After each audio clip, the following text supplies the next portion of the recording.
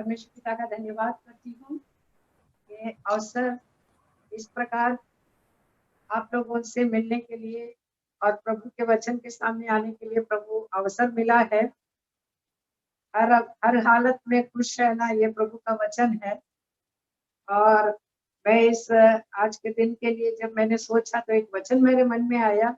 आज का मेरा संदेश नहीं, लेकिन मैं एनकरेज करने के लिए बोलती हूँ। जब मूसा अपने उम्र बुढ़ापे में जब वो इस्राएली लोगों से विदाई लेने वाला था, उससे पहले गोत्रों को आशीष दिया, सारे इस्राएली गोत्रों को। उसमें से आशेर गोत्र को जो आशीष दिया उसमें कहा है, आशेर जैसे तेरे दिन है वैसे तेरी शक्ति भी हुई।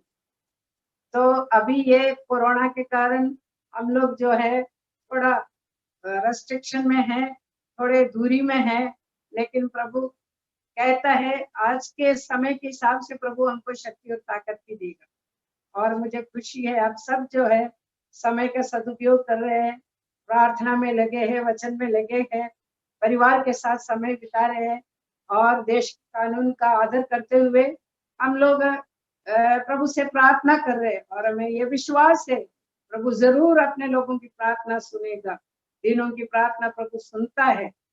कहता है कष्ट के समय तू मुझे पुकार, मैं तुम्हें छुड़ाऊंगा। और उसकी प्रतिज्ञा को याद करते हुए हम विश्वास के साथ प्रार्थना में रहे। आज मैं आपके सामने बहुत ही सुपरिचित एक परम वचन के एक भाग में से बांटना चाहती हूँ। पहला शमूएल पहला अध्याय, आप सबको मालूम है, ये अध्याय खोलते ही हमको मालूम है ये हन्ना, प्रार्थना करने वाली हन्ना के बारे में है। ये हन्ना, हम जब इसके जीवन को देखते हैं कई बातें हमको इस अध्याय से सीखने को मिलता है।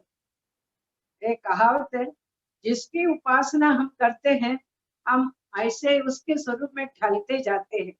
हम जितनी प्रार्थना हम करते हैं और जितना परमेश्वर का वचन पढ़ते हैं, ये खाली हमारा एक क्या रूटीन या हमारा कर्तव्य समझकर हम करते हैं, अच्छी बात है। लेकिन उससे बढ़ करके जिससे हम प्रार्थना करते हैं उसके समरूप में, उसकी समानता में हम बनते जाएं, ढलते जाएं, ये प्रभु हमसे चाहता है।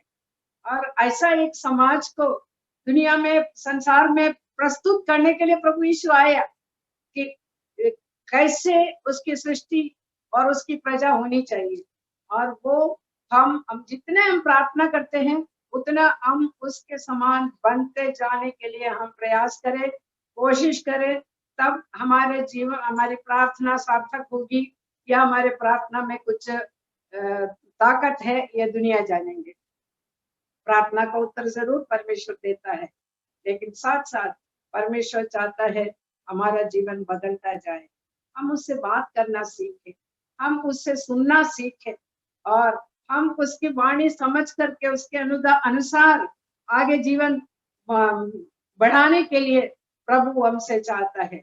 इसलिए प्रार्थना के साथ साथ हम इन दिनों में आत्मशोध भी करें, हम अपने आप को जांच के भी देखें, मेरे जीवन में कहाँ सुधार की जरूरत है, कहाँ मुझे यीशु के जैसे बनने में कौन सी चीज मेरे जीवन में रुकावट है, ये हम इन दिनों में जांचते जाएं, क्योंकि खूब समय है। इसलिए प्रभु हमारी सहायता करे, ये मेरी प्रार्थना है। ये पहला अध्याय, पहला शमूएल पहला अध्याय जब हम देखते हैं, वहां देखते एफ्राइम के पहाड़ी देश के रामाथैम सोपीम नगर, यानी यहाँ पर एफ्राइम पहाड़ी इलाके के एक नगर के विषय में है। एफ्राइम नाम आते ही हमको मालूम है एफ्राइम यूसुफ का पुत्र है। तो हम हमारे जो कथा पात्र है आगे चल करके एल्काना या उसकी पत्नी वगैरह इस गोत्र से हो, ये हम अनुमान कर सकते हैं, लेकिन ऐसी बात नहीं है। ये पुराने नियम में लेवी गोत्र का जन था। एल्काना जो हन्ना का पति जो है लेवी गोत्र का था। लेवी गोत्र को कोई जगह, कोई हिस्सा कनान देश में परमेश्वर ने दिया नहीं।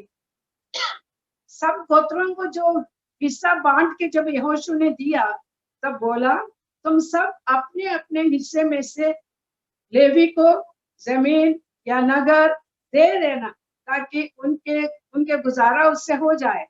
और बोला, मैं उनके लिए कोई देश में हिस्सा नहीं दूंगा, क्योंकि मैं स्वयं उनके लिए हिस्सा हूँ, उनके लिए मैं भाग हूँ, मैं उनका भाग हूँ। तो इस प्रकार यहाँ यफ्रेम के इस देश में लेवी के लिए अलग किए हुए नगरों में से एक नगर से ये एल्काना आ रहा है।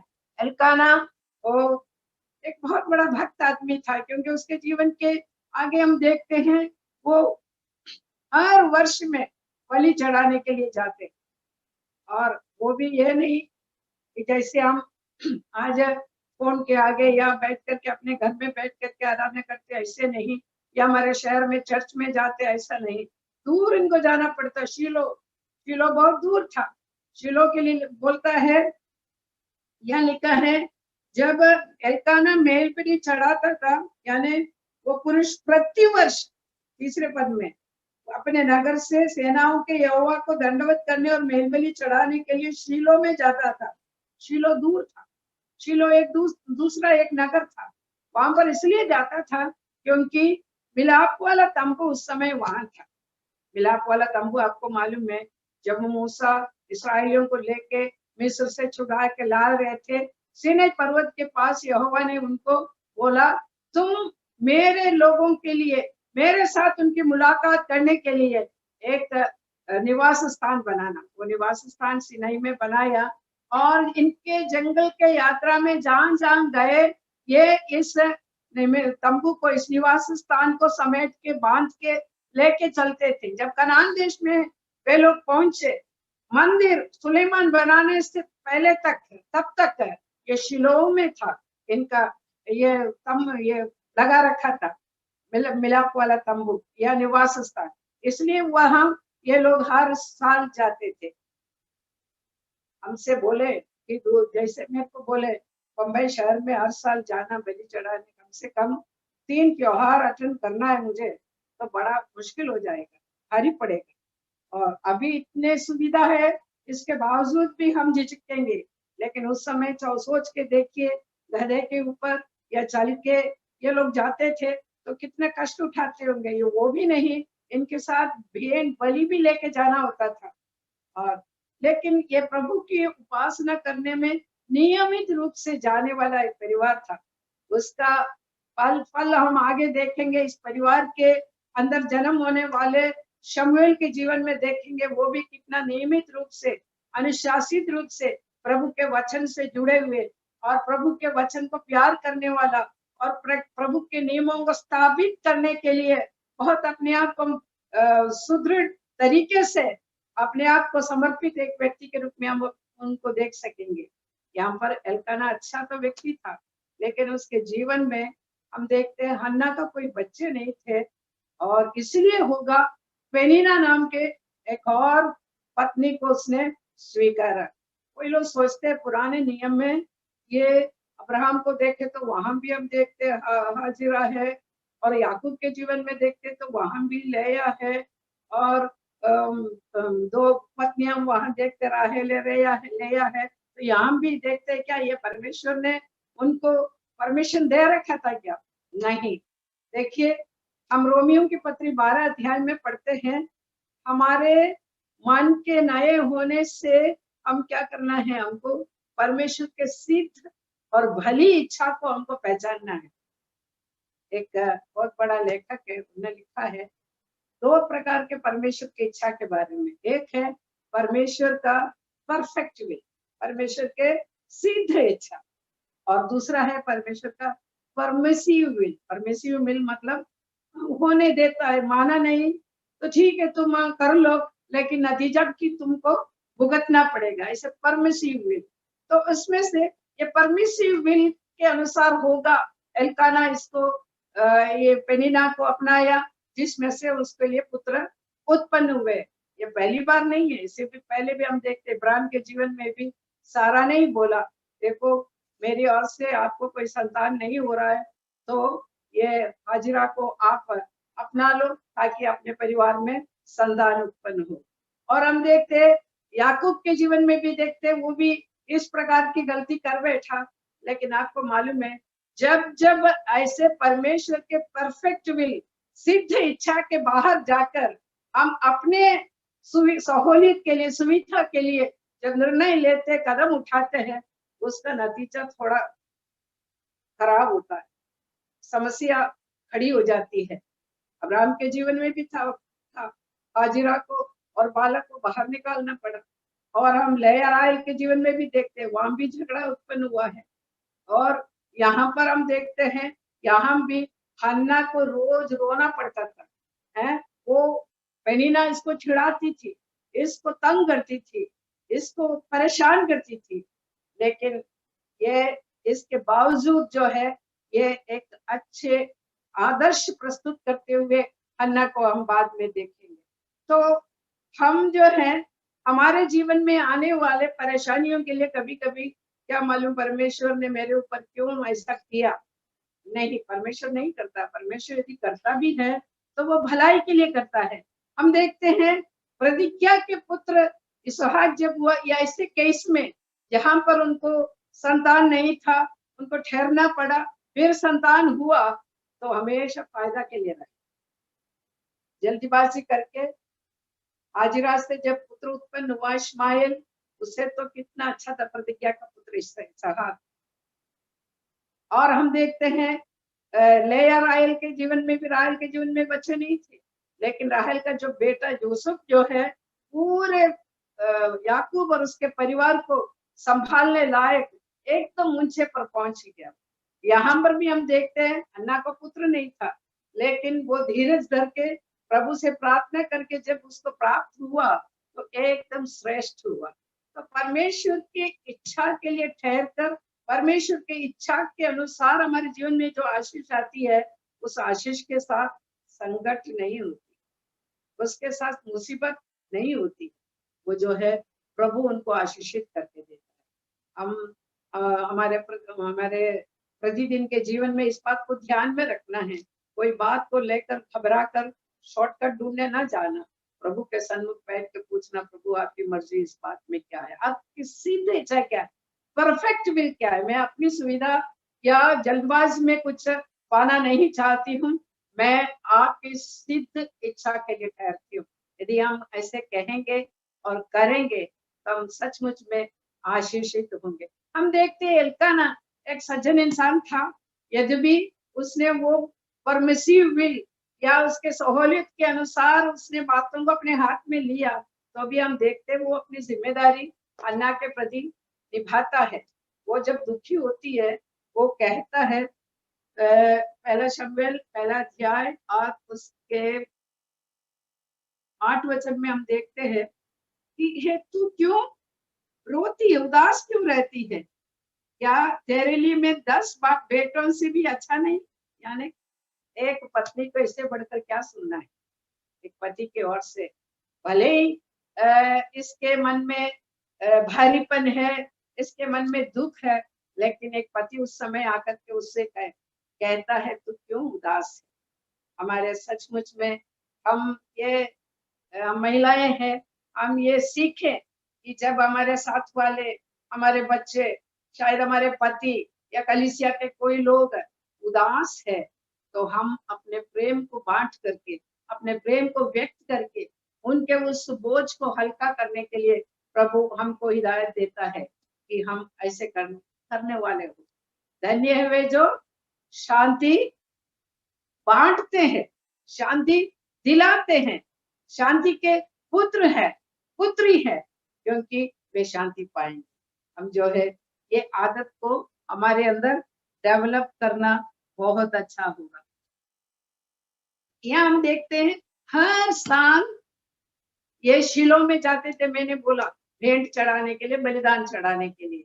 तब स्त्रियों को इधर जाना कंपल्सरी नहीं था, यहूदी नियम के अनुसार, तोरा के अनुसार हर पुरुष लिखा, हर पुरुष साल में जाएं यहोवा के हुजूरी में, वहां जाकर के भेंट चढ़ाएं, बलि चढ़ाएं, आनंद मनाएं, दूसरे लोगों से मुलाकात करें और प्रभु के वचन का आनंद ले, इसके लिए उनको जाना पड़ता है। लेकिन स्त्रियों को वहां कंपल्सरी नहीं था। लेकिन हम देखते हैं अन्ना सब कुछ होने के बावजूद मैं क्यों जाऊं, वो लोग तो खुशी खुशी जाएंगे, मैं क्यों जाऊं करके नहीं बैठती, वो भी जाती थी, जा करके प्रार्थना करते। हम अगले भाग में हम देखते हैं वो मंदिर में सब लोग बलि चढ़ा करके बलि का हिस्सा इनको मिलता। मैं आपको बताऊं थोड़ा सा बलि के बारे में। यहाँ अन्न बलि चढ़ाने जाते थे। अन्न बलि ऐसा एक बलि है जो होम बलि और मेल बलि चढ़ाने जाते थे, सॉरी मेल बलि चढ़ाने जाते थे। ये मेल बलि ऐसा बलि है कि होम बलि और अन्न बलि के साथ साथ चढ़ाया करते थे। ये स्पेशल धन्यवाद के लिए देते थे, अपनी खुशी से देते थे। और या कोई विशेष मन्नत किसी ने किया तो उसके प्रत्युत्तर में उसको प्राप्त करने के बाद चढ़ाते थे। ये खुशी का एक भेंट है। और इसमें से जो जलाने का है, होम करने का है, वो वेदी पे अर्पण करने का है, वो भाग अर्पण करा देते। और एक हिस्सा इसमें से याजक को जाते हैं, बाकी हिस्सा चढ़ाने वाले व्यक्ति को, परिवार को मिल जाता है। वो ताकि यहोवा की हुजूरी में वो लोग सब मिल करके उसको आनंद मनाए, उसमें से भाग ले, भोजन ले और सबको बांटे, अपने प्रेम और सहभागिता को वहां प्रकट कर सके। ये है अन्न मेल बलि। तो ये मेल बलि चढ़ाने तो जाते हैं मेल बलि, लेकिन वहां पर हम देखते हैं मेल है ही नहीं। हाँ, कनीना उसको चिढ़ाती है। यहाँ 7 वचन 6 वचन में लिखा है, उसे अत्यंत चिढ़ाकर उड़ाती थी, अत्यंत चिढ़ाकर उड़ाती थी। हाँ, तो बहुत उसको परेशान करती थी।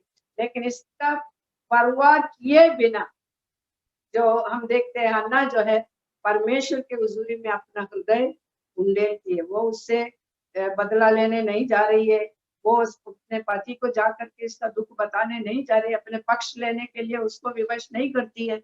लेकिन इसके सारे दुख और संकट प्रभु के हुजूरी में वह रखती है और रोती है।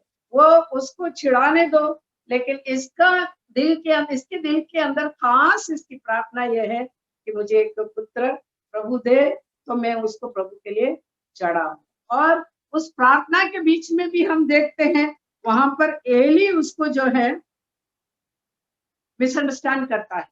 एली जो है याजक है, याजक सब लोगों के लिए मध्यस्थ है प्रभु के आगे। और याजक को चाहिए था कि हर एक के निवेदन, ये उनके विनती और इनकी जरूरत को जान करके उसके अनुसार प्रभु के सन्मुख उसको मध्यस्थी करना था या उसके पक्ष में खड़ा होना था। उसके बलिदान को स्वीकार करके उनको प्रभु के सन्मुख इनको लेकर जाना था।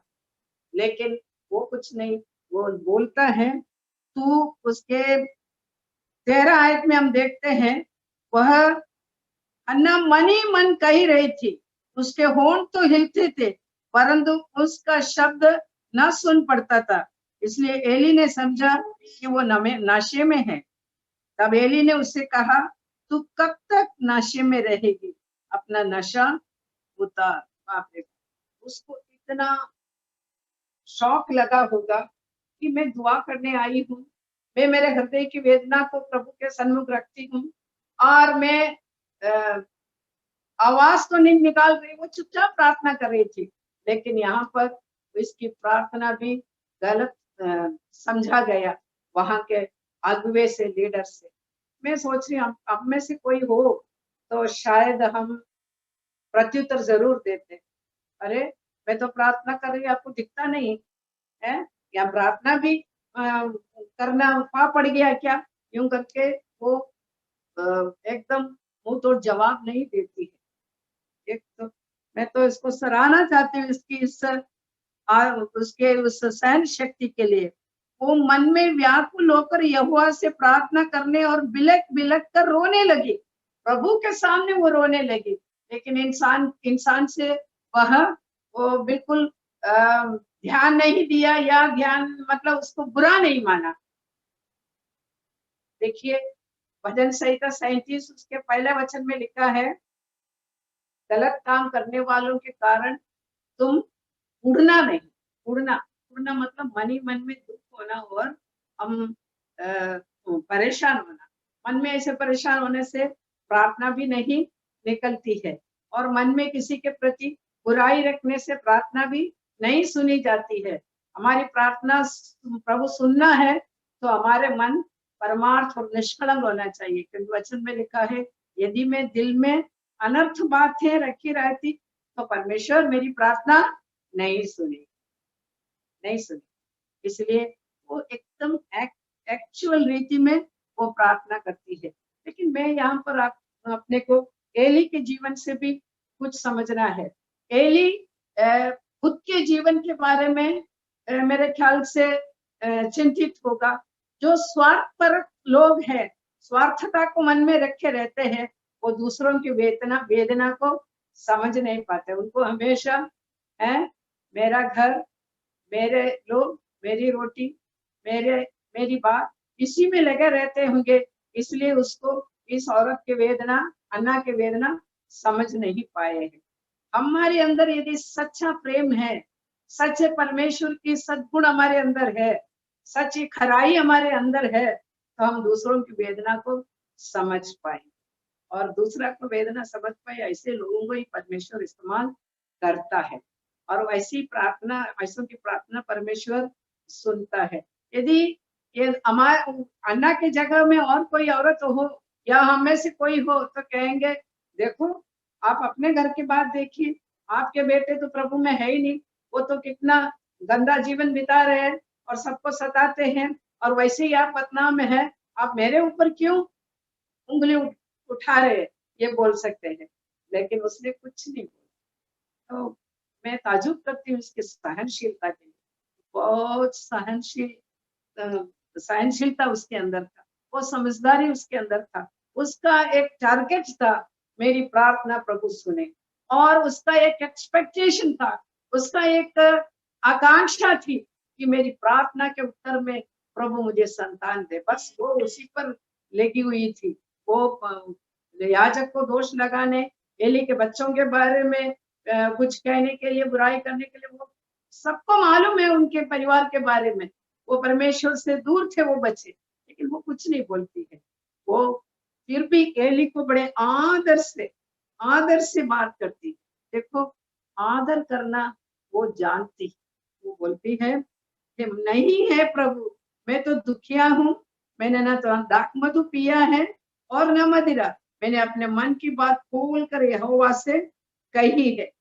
अपनी दासी को ओछी स्त्री ना जान, अपने हालत को बड़े नम्रता से बोलते हैं। देखिए, हम नम्रता से यदि बात करना सीख लेते हैं तो जीवन में बहुत परेशानियों से हम बच सकते हैं। परिवार के अंदर झगड़ा क्यों होता है?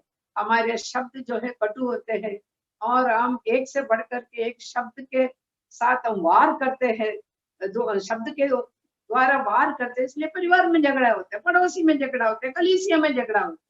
यदि हम नम्र होना सीखे और अच्छे वचन बोलना सीखे तो मैं कहूँ बहुत कुछ परेशानी दूर हो जाए। यदि शब्द अच्छे होते हैं, शत्रु भी मित्र हो जाए, और कितना भी हमारे ऊपर बुराई बरसाने वाले हो, लेकिन हम मीठे वचन बोलना सीखेंगे तो उन सब बातों से हमको छुटकारा मिलेगा। यहाँ पर हम देखते हैं हन्ना के नम्रता, हन्ना के वचन के मिठास, आज अन्ना के सहनशीलता जो है एली को एकदम पलट दिया। मेरे ख्याल से उसके मन के अंदर लगा होगा, ये स्त्री तो अच्छी है, मैंने अच्छा नहीं बोला। कई बार हमारे जीवन में भी एकदम हम क्या बोलना चाहिए, एकदम जवाब देते हुए, एकदम बात करते हुए कटु शब्द बोल देते हैं, अननेसेसरी वर्ड, अनावश्यक शब्द हम कह देते हैं, जिसके कारण जीवन में उलझन और परेशानी आ जाते हैं। लेकिन अब पश्चाताप करके, वो मेरे से गलती हुई, मुझे प्रभु क्षमा कर, उनसे मेरा प्रेम दिखाने का मौका मुझे दे। यदि हम ऐसे प्रार्थना करेंगे तो प्रभु हमारी प्रार्थना सुनेगा और उस माहौल को बदल देगा। यहाँ पर एली एकदम बदल गया। वो बोलता है, बेटी करके पुकारता है। एली ने कहा, कुशल से चली जा, इस्राएल का परमेश्वर तुझे मन चाह वर दे। उसने कहा, तेरी दासी तेरी दृष्टि में अनुग्रह पाए। उसने एली के इसके शब्द ने, इसके व्यवहार ने एली के हृदय को छू लिया और एली एकदम बदल गया और इसको आशीष देने लग गया। और मैं कहूँ कि एली का आशीष इस पर लग भी गया, क्योंकि इसकी प्रार्थना सुनी गई और प्रार्थना सुनी गई और वो धन्यवाद भी बोलती है। हमारे जीवन में कई बार जो है हम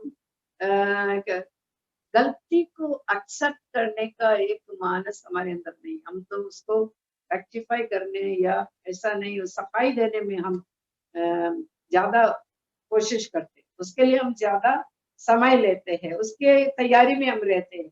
लेकिन सफाई देने से अच्छा है मन को साफ कर दे और प्रभु के आगे भी गलती वो मान ले, और जिनके साथ हमारे मुठभेड़ हुआ है उनके उनके साथ सामने भी हम सॉरी बोले या गलती को मान ले। जो अपने गलती को मान लेता है और छोड़ देता है उस पर अनुग्रह की जाएगी, नीति वचन कहता है। तो हम ऐसे अच्छी आदतों को हमारे जीवन में डेवलप करें। हमारे प्रार्थना सभा और हमारी मीटिंग, हमारे वचन मनन, ये जो है हमारे जीवन में जो छुपी हुई जो गलतियां हैं इधर उधर, हमको ही मालूम है हम कितने सही है कितने गलत है। और यदि मालूम भी नहीं तो पवित्र आत्मा से कहिए, पर प्रभु मेरे छुपे हुए पाप को मुझ में प्रकट कर ताकि मैं उसको दूर करूं। तेरी नम्रता में मुझे दे, तेरी सहनशीलता मुझे दे, तेरा प्रेम मुझे दे, तेरा आनंद मुझे दे। इस प्रकार हम परमेश्वर के आगे अपने आप के शुद्धिकरण के लिए प्रार्थना करके वचन को हृदय में बसने दे और वचन के द्वारा हम रूपांतरित होने दे, तो मैं कहूँ प्रभु आनंदित होगा। हमारे सारे प्रार्थनाएं और आत्मिक सभाएं सब सफल और सार्थक होगा जब उसके लोग एक समाज के रूप में बदला हुआ नजर आए, प्रेम से भरे हुए नजर आए, क्षमा करने वालों के रूप में नजर आए। तो दूसरे लोग भी सोचने लगेंगे इन लोगों के बोलने में कुछ ताकत है, कुछ असलियत है, क्यों ना हम भी अपने हमको बिना बोले हमारे जीवन से हमको गवाह करना है, गवाही देना है, मुझसे नहीं कर्म से, हमारे वचन से, हमारे कार्यों से हम प्रभु की गवाही हमने देते रहे, ये प्रभु हमसे चाहता है।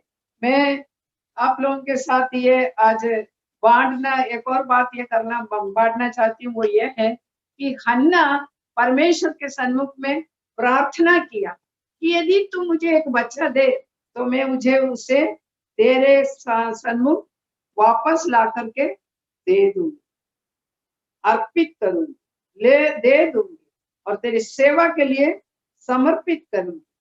क्या कितनी बड़ी प्रार्थना है वो। उसने कहा, प्रार्थना भी किया और मन में ठान भी लिया। देखिए उसका 11 पद में, यदि तू अपनी दासी के दुख पर सचमुच दृष्टि करे और मेरी सुधि ले और अपनी दासी को भूल न जाए और अपनी दासी को पुत्र दे, तो मैं उसे उसके जीवन भर के लिए यहोवा को अर्पण करूंगी और उसके सर पर छुरा फिरने नहीं पाएगा। यानी नासिर बोलते, नासिर का व्रत वाव लेना। नासिर एक तरह एक रीति थी उस समय में कि कुछ पर्पस के लिए, कुछ मतलब के लिए परमेश्वर के सामने एक मन्नत लेना।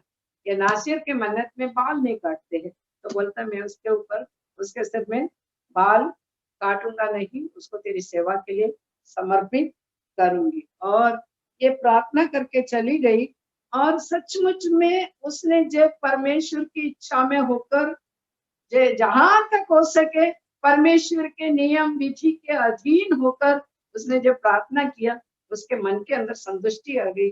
और हम देखते हैं उसके बाद जो है उसका मुंह फिर कभी उदास नहीं रहा।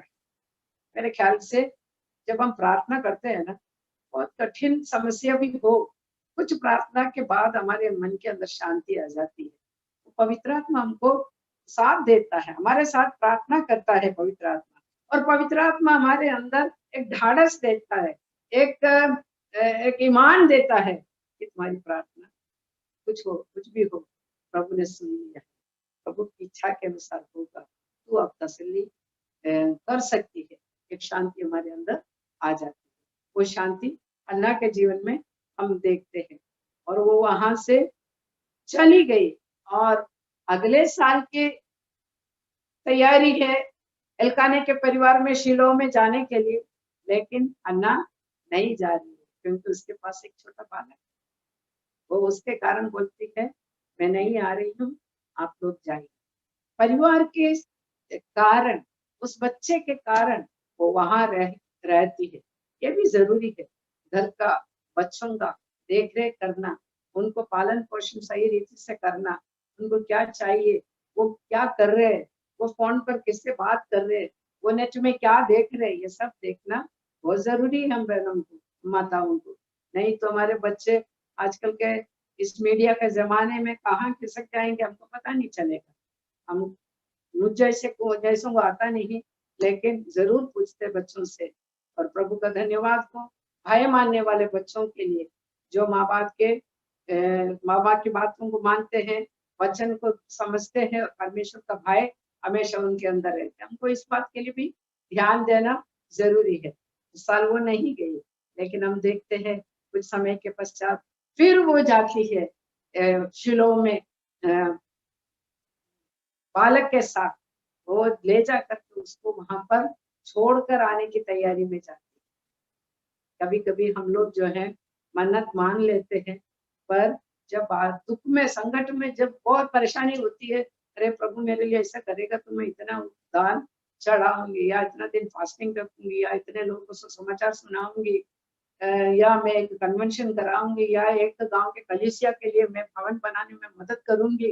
कितनी बातें हमारे मन में आता है, लेकिन जब बात पूरी हो जाती है, संकट का समय दूर हट जाता है, तो फिर हम भूल जाते हैं। हमको ऐसा नहीं माना, ना ऐसा नहीं किया, वह ये नहीं सोचा इतने साल के बाद मुझे मिला है ये मेरा बेटा, मैं इससे अलग कदापि नहीं हो सकती हूँ, ये तो संभव ही नहीं, ऐसा नहीं सोचा। उसने अपने वचन पर वो अटल रही और उस बच्चे को लेके वहां चली गई। हिंदी बाइबल में तो नहीं लिखा, लेकिन इंग्लिश बाइबल में मुझे अच्छा लगा कि जब वो वहां जा करके याजक के पास अपने बालक को देने के लिए जाती है, 27वें आयत में 26-27, तब हन्ना ने कहा हे मेरे प्रभु, तेरे जीवन के शपथ है मेरे प्रभु, मैं वही स्त्री हूँ जो तेरे पास यहीं खड़ी होकर यहोवा से प्रार्थना करती थी। ये वही बालक है जिसके लिए मैंने प्रार्थना की थी, और यहोवा ने मुझे मुंह मांगा वरदान दिया, इसीलिए मैं भी इसे यहोवा को अर्पण कर देती हूँ। देखिए यहाँ पर वो अपने हालत को फिर से याजक के सामने बोलती है, ये नहीं जोड़ा उसने, उस दिन आपने मुझे डांटा था, मैं जब इस बालक के लिए नहीं याद नहीं दिलाया, भूल गई, क्षमा किया और भूल भी गई। वहां पर दोहराती नहीं हूँ, लेकिन ये जरूर दोहराती है कि आपके सामने खड़ी होकर मैं इस बालक के लिए प्रार्थना किया। वहां पर इंग्लिश में लिखा है लेंड टू द लॉर्ड, यानी यहोवा को लोन देने जैसे वो बताती है। अर्पण करने के लिए हिंदी में आया, इंग्लिश में लेंड टू द लॉर्ड, यहोवा को दान देने के लिए, यहोवा को उधार के रूप में देने के लिए ये वो शब्द इस्तेमाल हुआ। कोई परमेश्वर को उधार दे सकता है? हाँ, लिखा है जो कंगाल को दरिद्र की सहायता करता है वो यहोवा को उधार देता है, जो मन्नत मान के पूरा करता है वो भी यहोवा को उधार देता है। लेकिन परमेश्वर किसी का उधार लेकर कर्जदार नहीं रहता है, वो 100 गुना लौटाकर देने वाला परमेश्वर। मैं इस बात को आज मनन कर रही थी, कुछ बातें मेरे मन में आई, मैं वो आपके सम्मुख रखना चाहती हूँ।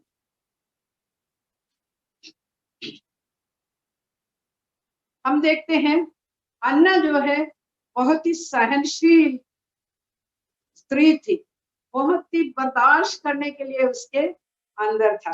आपको मालूम वो बेटा जो जन्मा शमूएल जो है शासन करने वाला बन गया, न्यायी बन गया। और दूसरा तिमोथी 2 अध्याय 12 पद में लिखा है, यदि तुम धीरज से सहन करोगे उसके साथ तुम शासन भी करोगे। देखो हमारे सहनशीलता कोई देखे ना देखे, लेकिन हम हमारे अंदर भलाई को वो लाएगा, साथ साथ अनंत जीवन में भी हमारे लिए प्रतिफल के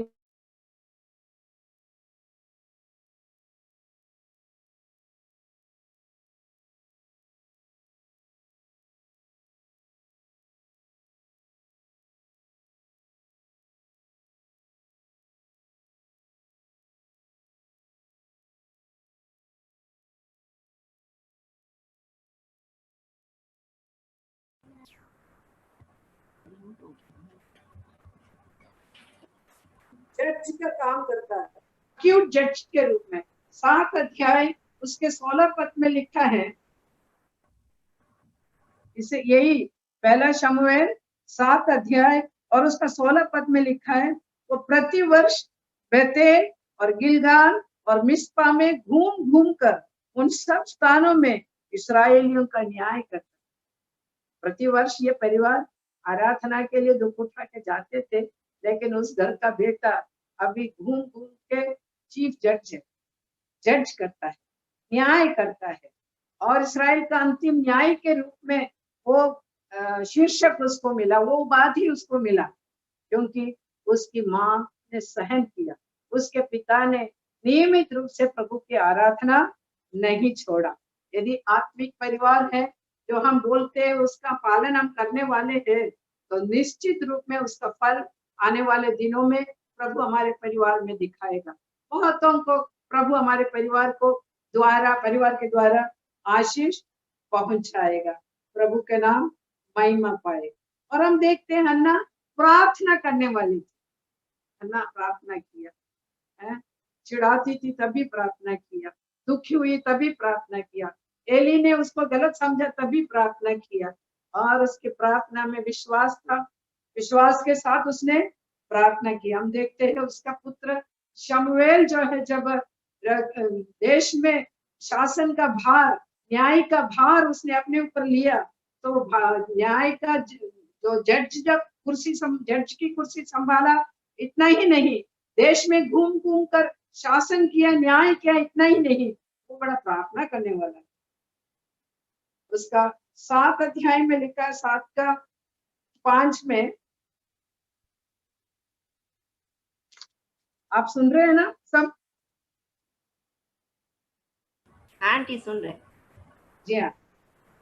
7 के 5 में लिखा, फिर शमूएल ने कहा, सब इस्राएलियों को मिस्पा में इकट्ठा करो और मैं तुम्हारे लिए यहोवा से प्रार्थना करूंगा। बड़ा कठिन समय था जी, बड़ा कठिन समय है। शमूएल न्यायी तो है और शमूएल परमेश्वर का चुना हुआ है, इसका मतलब ये नहीं कि वो संघर्ष से बाहर है, नहीं। प्रभु का वचन में लिखा है प्रेरितों के काम में कि तुम्हें बहुत से कष्ट उठाकर परमेश्वर के राज्य में प्रवेश होना है। शमूएल न्यायी होते हुए भी परमेश्वर ने जो है दुश्मनों को नहीं जाना उधर करके रोका नहीं, लेकिन दुश्मन तो आए, लड़ाई हुए, वही फलिस्ती लोग जिन्होंने एली को परिवार को खत्म कर दिया, एकदम यहोवा का संदूक छीन के ले गए, नामो निशान मिटाने की कोशिश में थे, वही फलिस्ती यहोवा के चुने हुए दास के विरुद्ध भी आ रहा। यहाँ प्रार्थना बहुत जरूरी था। वो उसको मालूम है मेरे एक शब्द से सब कुछ हो सकता है करके वो घमंड नहीं कर रहा है, वहां पर गिड़गिड़ा के वो प्रार्थना करता है।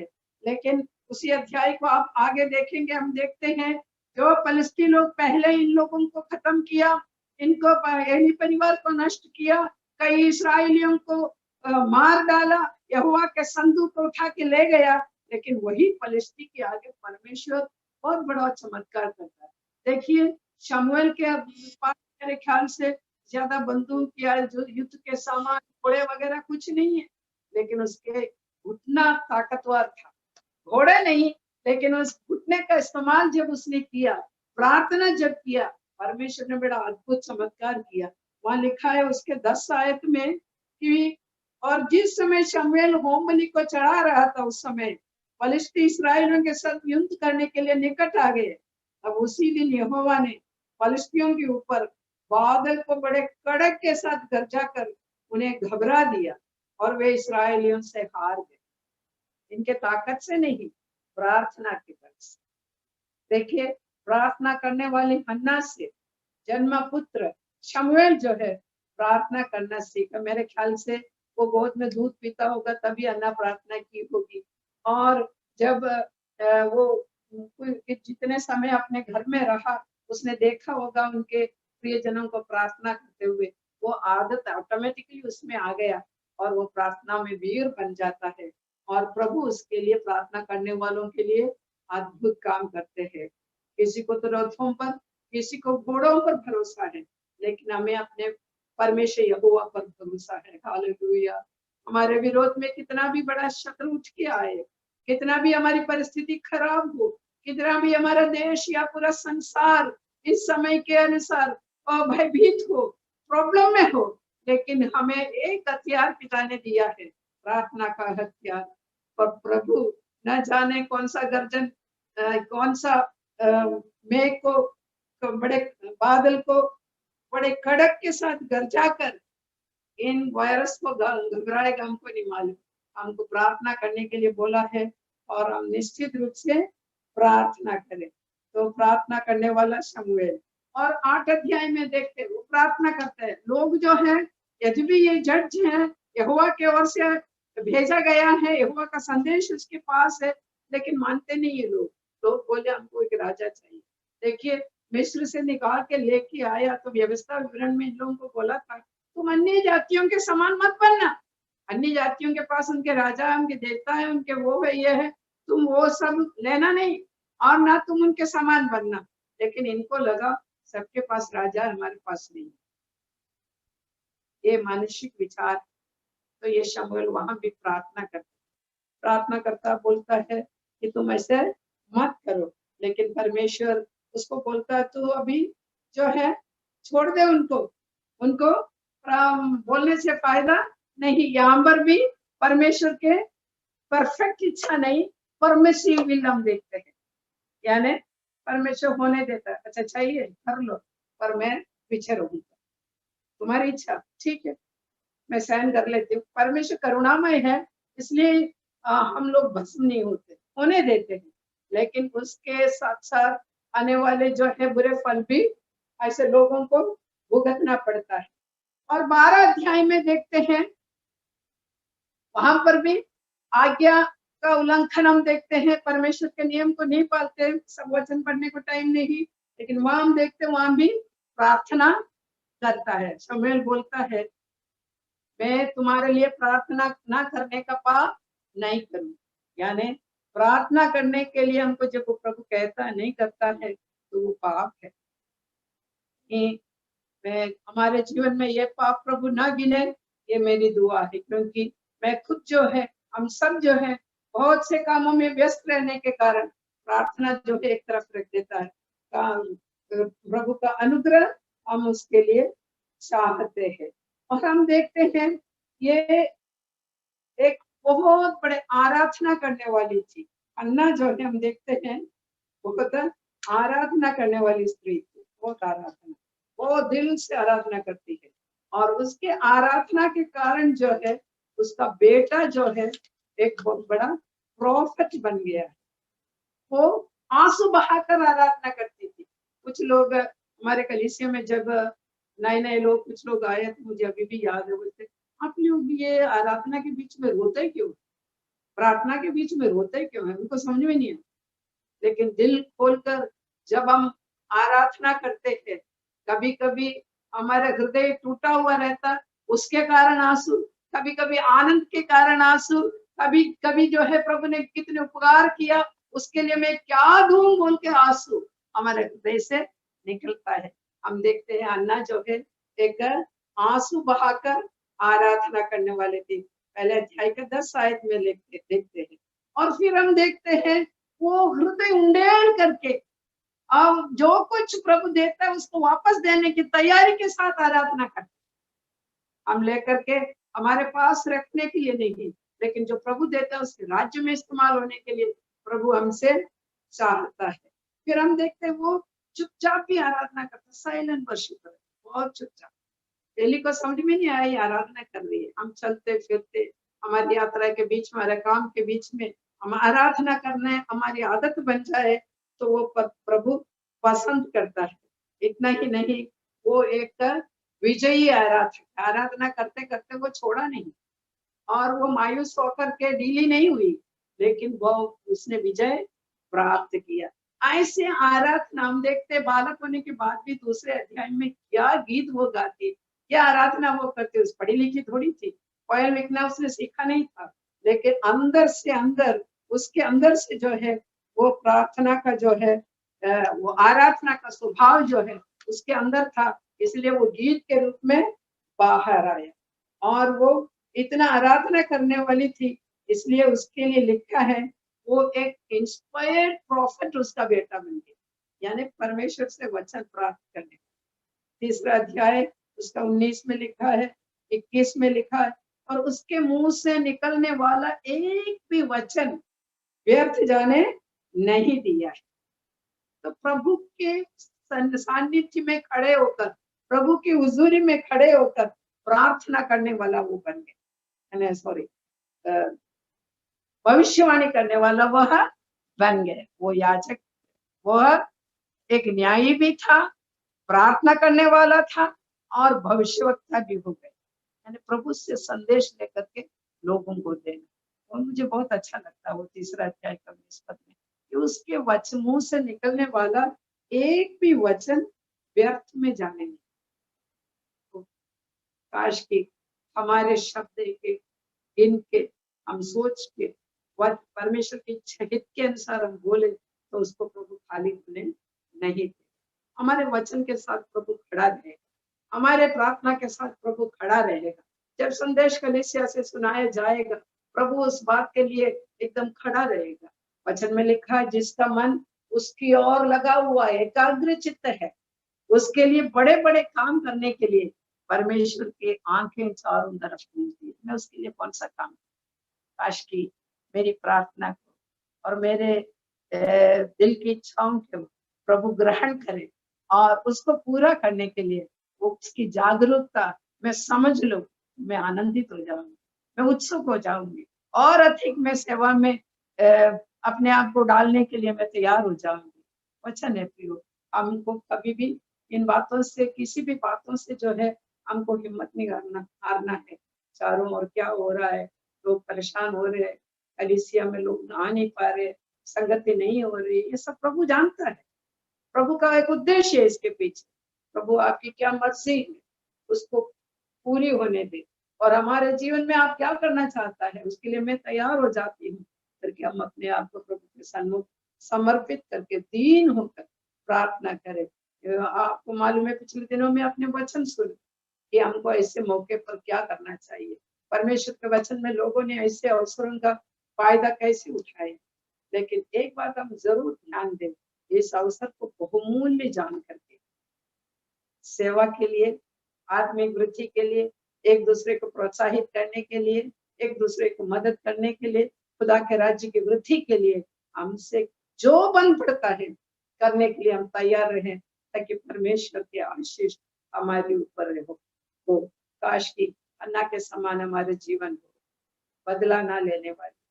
वो चाहे तो बदला ले सकती थी, नहीं कि अपने बहन सौतेली बहन को बोल से तूने मेरे को छिड़ाया, देखा मेरा बेटा जज बन गया है, नहीं, वो बदला लेने नहीं जाती है।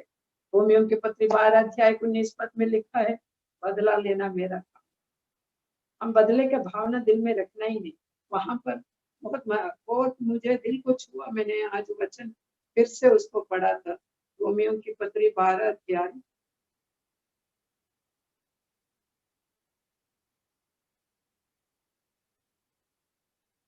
उसका 18 पद से, जहां तक हो सके तुम भरसक सब मनुष्यों के साथ मेल मिलाप, जहां तक हो सके। तुमको भी मालूम है कुछ मामलों में कठिन है, लेकिन हमारा प्रयास होना चाहिए मेल मिलाप के लिए। हमसे झगड़ा करने वाले भी हो, मेल मिलाप के लिए आप झुक के चले। हमको नुकसान पहुंचाने वाले भी हो, मेल मिलाप के लिए उनके पास पहुंच जाओ। हमको दिल नहीं मानता तो भी जाओ। पिछले 2 महीने पहले एक नया परिवार प्रार्थना के लिए आए, मैं उनसे प्रार्थना किया तो उनको ये डर है कि उनके विरोधियों ने उनके खिलाफ जादू टोना किया, उनका धंधा चौपट हो गया और कुछ बिजनेस नहीं चल रहा है, बच्चे बीमार रहते हैं, पत्नी बीमार रहती है, बड़े मुश्किल है। तो उनके लिए प्रार्थना किया, प्रभु ने काम तो किया, उनको शांति काफी मिली, लेकिन बार बार उनको डर है कि वो लोग फिर से ना कर। मैंने कहा उनके लिए आप प्रार्थना करो। तो मेरे से सिंसियरली उन्होंने कहा उनको इतना नुकसान पहुंचाने वालों के लिए मैं कैसे प्रार्थना। मैंने कहा आप ये प्रार्थना करो, प्रभु यीशु उनके पाप क्षमा कर, उनको शांति दे, उनको खूब आशीष दे कि वो मेरे पीछे नहीं पड़े रहे, लेकिन आशीषों को लेके वो खुश रहे। देखिए हमको हमारे विरोधियों के लिए प्रार्थना करना प्रभु सिखाया। हम वो जब काम कर वो ऐसा करने लग जाएंगे, हमारी परेशानी कुछ कुछ ऐसी ही खत्म हो जाएगी। और आगे लिखा है, प्रयोग बदला ना लेना, परंतु परमेश्वर के क्रोध को अवसर दो, क्योंकि लिखा है बदला लेना मेरा काम है। मैं तो ये भी कभी कभी सोचती हूँ कि प्रभु किसी से मेरे कारण बदला नहीं ले, उनको उद्धार मिले, उनको प्रभु आपके ऊपर विश्वास करना, उनको उसके लिए मौका। अब ऐसा प्रार्थना करके हमारे जीवन को बदलने वाले हम बन जाए। अब उसने बदला नहीं लिया, अपना बेटा जज हो गया तो सौतेली बहन और उनके बेटों के ऊपर न्याय नहीं चलाया उसने, और ना उससे पहले भी कुछ किया, लेकिन बर्दाश्त किया, और इसलिए उसकी प्रार्थना सुनी गई। हमारे जीवन बदल जाए और एली के समान हम स्व केंद्रित ना हो, हम प्रभु की सेवा, दुख उठाने वाले लोग और प्रभु के दास लोग, परिवार और बुजुर्ग लोग, अपने माँ बाप सबके प्रति चिंता करके उनके लिए प्रार्थना करने वाले हम बने, उनके सहने वाले हम बने और उनको प्रोत्साहन देने वाले हम बने, ताकि परमेश्वर का प्रेम हमारे द्वारा हम बांट सके और परमेश्वर को हमारे द्वारा लोग जान सके। अन्ना का जीवन आशीषमय रही, उसके पीछे पवित्र आत्मा का काम था कि वो अन्ना के जीवन ही बदल गए, उसकी आदत ही बदल गई, परमेश्वर का गुण, दैविक गुण उसके द्वारा प्रकट हो गया। काश कि मेरे और आपके द्वारा परमेश्वर का प्रेम प्रकट हो, ये मेरी प्रार्थना है। आइए हम प्रार्थना।